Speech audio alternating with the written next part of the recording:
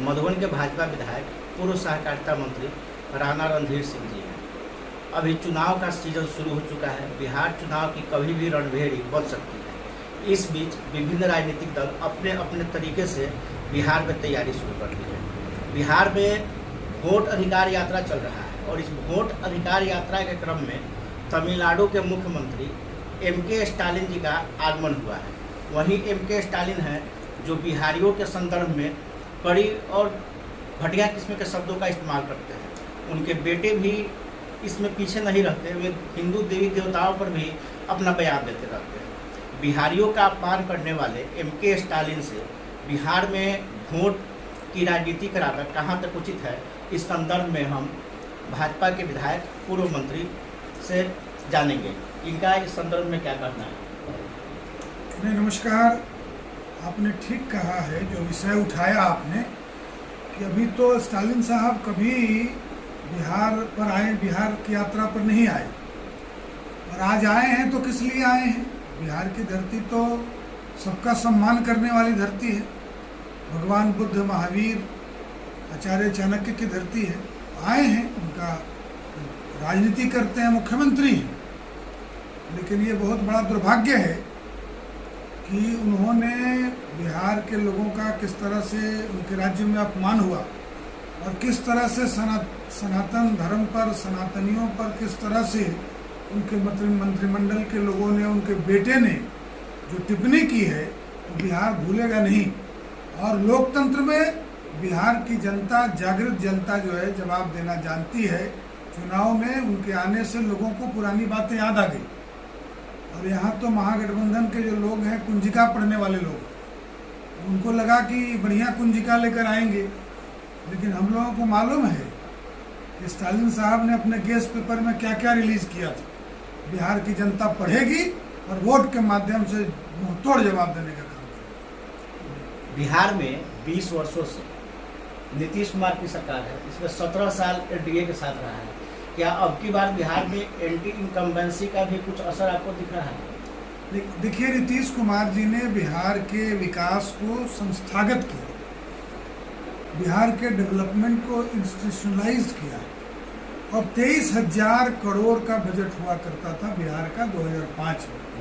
23,000 करोड़ के बिहार को नीतीश कुमार जी ने, एनडीए की सरकार ने, और आपने ठीक कहा, 20 वर्षों में 17 वर्ष किसके साथ रहे? एनडीए के साथ। तो क्रेडिट 17 वर्ष के वाले को जाएगा कि 3 वर्ष के साथ को जाएगा? और उस 3 वर्ष में भी मुख्यमंत्री कौन थे? नीतीश कुमार जी। तो महागठबंधन के हमारे जो होनहार नौजवान हैं, वो कहते हैं कि हम ही आए तो ये सब हो गया। भाई, ताली सरदार को, गाली सरदार को, तो ताली भी सरदार। मुख्यमंत्री तो नीतीश कुमार जी थे, उनकी योजना थी, आप उनके सहयोगी के रूप में आए, तो क्रेडिट नीतीश कुमार जी को जाएगा कि आपको जाएगा? तो इसलिए बिहार की जनता नीतीश कुमार जी को डबल इंजन सरकार, और उसमें भी लोगों ने देखा है कि किस तरह से 3 वर्ष के लिए जो बदलाव हुआ, तो काम किस प्रकार से कम होता था। और जब एनडीए भाजपा के साथ गठबंधन बना तो कितनी तेज गति से काम हुआ, ये बिहार की जनता ने देखा। देखिए, लोकतंत्र में पक्ष विपक्ष होता है और पक्ष विपक्ष होना भी चाहिए। और लोकतंत्र में तो विपक्ष भी सरकार का हिस्सा मानते हैं।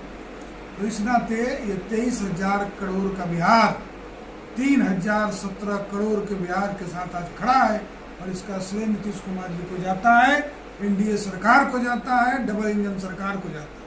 इसलिए बिहार की जनता फिर इस बार बड़े बहुमत के साथ एनडीए गठबंधन को, नीतीश कुमार जी के नेतृत्व को वोट देने का काम करेगी। भाजपा पर चुनाव आयोग के माध्यम से वोट चोरी का आरोप लग रहा है। अभी बिहार में एसआईआर के बाद में राहुल गांधी की जो यात्रा चल रही है, जिसमें पूरा महागठबंधन के कुंबे के लोग शामिल हैं, इसका कितना असर पड़ेगा? देखिए, अब इनको क्या कहा है, कर्नाटक जीत जाए तो ठीक है चुनाव आयोग, हिमाचल जीत जाए तो बढ़िया है चुनाव आयोग। आप जो है जहाँ वो जीत जाते हैं वहाँ अच्छा हो जाता है। पंजाब जीत गए तो अच्छा हो गया, और जहाँ हार जा रहे हैं वहाँ चुनाव आयोग पर आरोप लगा। तो ये लोग जिन्होंने संविधान को कुचलने का काम, आप पत्रकार हैं, आपको मालूम है, इमरजेंसी लगाकर आपके अधिकारों को कुचला।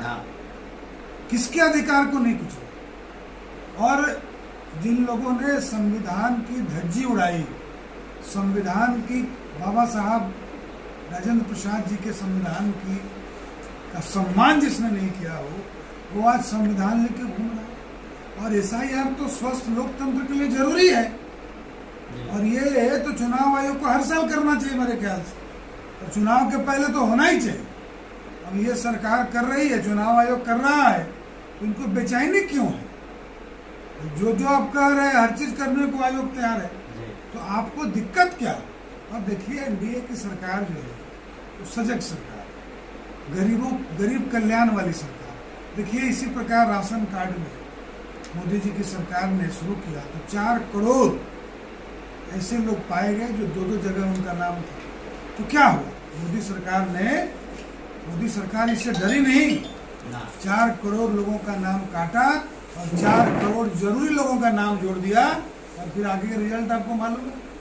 नोटबंदी के बाद कोई सरकार दुनिया में इतिहास नहीं था, लेकिन ये मोदी सरकार है, ये मोदी जी की विश्वसनीयता है कि जो वादा मोदी जी ने किया 11 वर्षों में करीब तो 99% कहना भी नहीं है, 100% कहना नहीं, आपको मालूम है, हर चीज ट्रांसपेरेंट है, आप देख सकते हैं। कोई युवा नौजवान आरटीआई के माध्यम से पता कर सकता कि एनडीए सरकार ने जो वादे किए थे, जो संकल्प पत्र दिया, उसके पूरे संकल्प पत्र को लागू किया कि नहीं, ये डॉक्यूमेंटेड है, वो देख सकता है। ऐसी सरकार चल रही है, इसलिए जनता का विश्वास है नरेंद्र मोदी जी के शासन में, एनडीए के शासन में। नरेंद्र मोदी जी का मार्गदर्शन, डबल इंजन की सरकार, बिहार की जनता चुके भी नहीं, और इस बार प्रचंड बहुमत से एनडीए को जिताने का काम। बातचीत करने के लिए बहुत बहुत धन्यवाद। आपको भी बहुत बहुत